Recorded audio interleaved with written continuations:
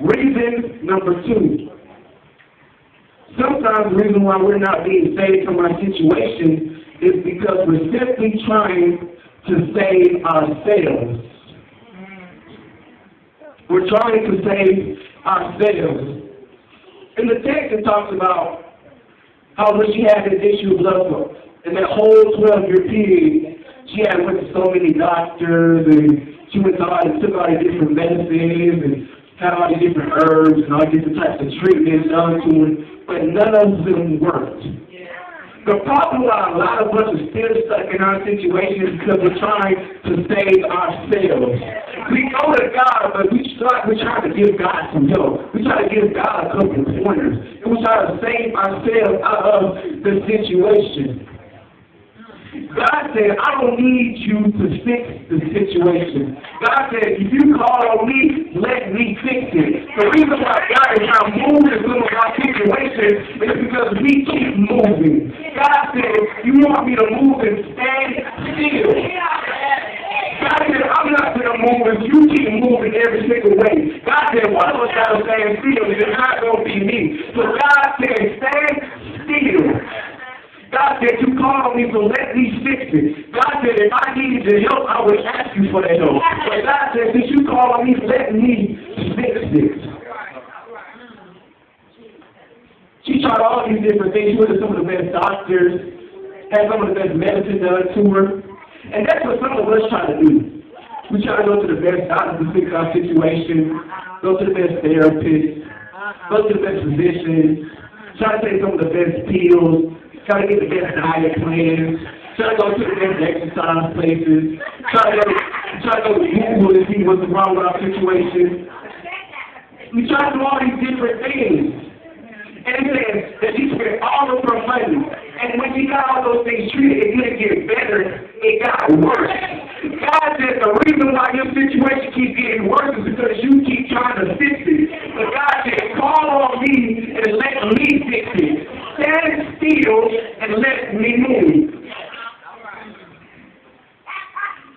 Reason number 3 is because we're putting our faith and we're calling on the wrong person. We're calling on the wrong person. We're putting our faith in the wrong person. And it goes hand in hand with number 2. And we're trying to save ourselves, and we're calling on the wrong person, putting our faith in the wrong person. When the lady was getting all these things done, she put her faith in the doctor. She put her faith in the medicines. She put her faith in the herbs. And that's what some of us do. We put our faith in the doctors, we put our faith in the diet plans, we put our faith in all the different things that's going on with us.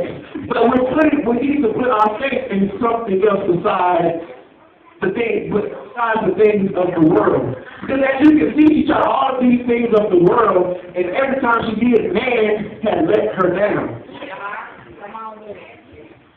I can remember that early before I graduated, myself and another group of students in the Newton County High School, we all got together and had to participate in this exercise for the Newton County emergency system.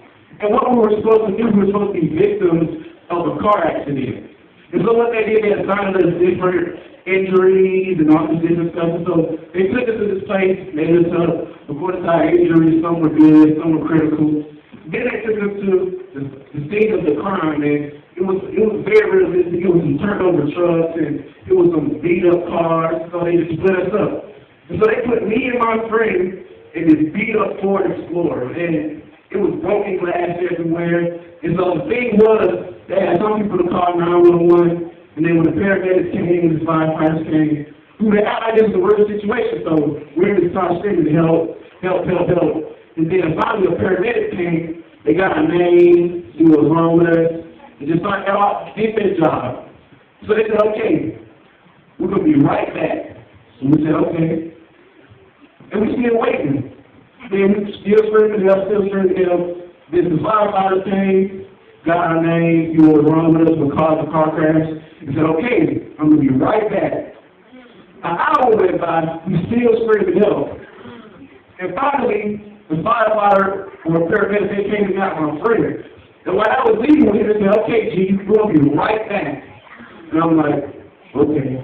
So I'm in this beat up SUV, I'm sitting on broken glass, and I'm in here by myself just screaming, help, help, help. And I couldn't go anywhere because one of my injuries was a leg injury. So I couldn't move when I had to stay here, so I couldn't call anybody. And so I'm still screaming, help, help, help. And I've been in the car by myself about 2 hours. And then finally the paramedic came and got me.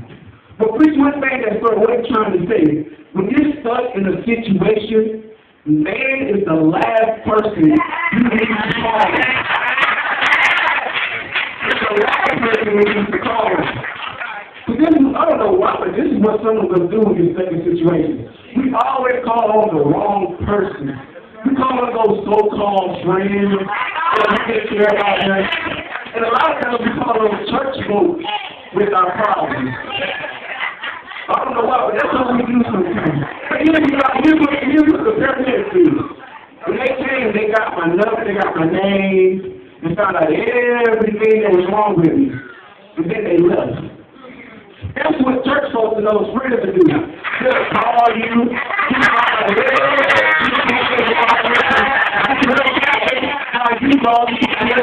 what happened from point A to point B, and then they want to sugarcoat because everything like but as soon as you get off the phone with them, they're like to call up somebody else. And I can guarantee you one of those calls won't be the pastor to put you on the prayer list.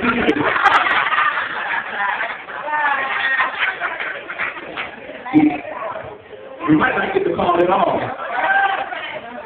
We're putting our faith in the wrong thing. We're calling on the wrong person.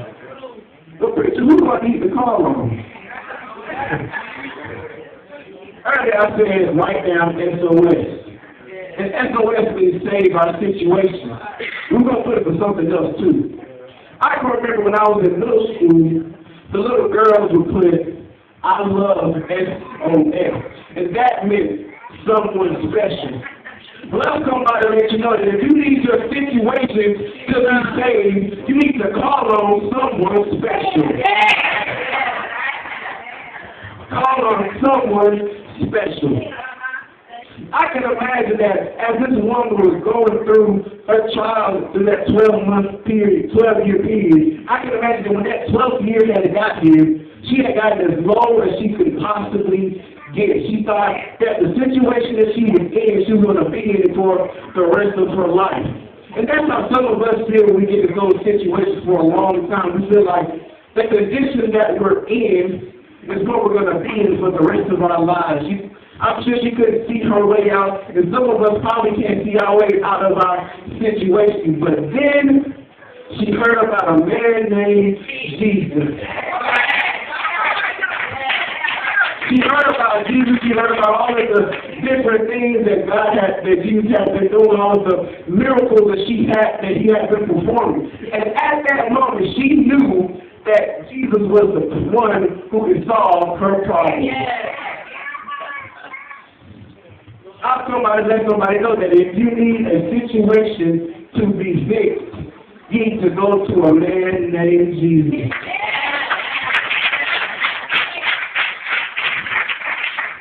And so, when she was going to Jesus, she heard that Jesus was passing by through her town, and she knew that she had to get to him no matter what. And so, when she was going to see Jesus, it was a big, huge crowd of people. And I could just imagine that she probably had some things with her, she probably had some people with her, and she just thought Jesus in the distance. She knew at that time that her situation needed to be fixed. And I can just imagine her seeing Jesus in the distance. And she was saying to herself, I got to get to him. I got to get to Jesus because he's the only one who can solve my problem. So I can just imagine that while she was there, she was just looking at him and she was like, I got to get to him. So I got to drop these bags so I can get to Jesus. She's like, she probably had some pressure, I believe you, but I got to get to Jesus. So she had to push through the crowd. And while she was pushing through the crowd, I can imagine that people would get arrested and people were pushing her out the way. And people were trying to get to Jesus just like she was. But she was not letting that stop her. Because she knew that Jesus was the only one who had her God. And so I can imagine that she was walking and pushing through the crowd. That she was like, I can't give up because I got to get to Jesus. I can't stop right now because I'm so close.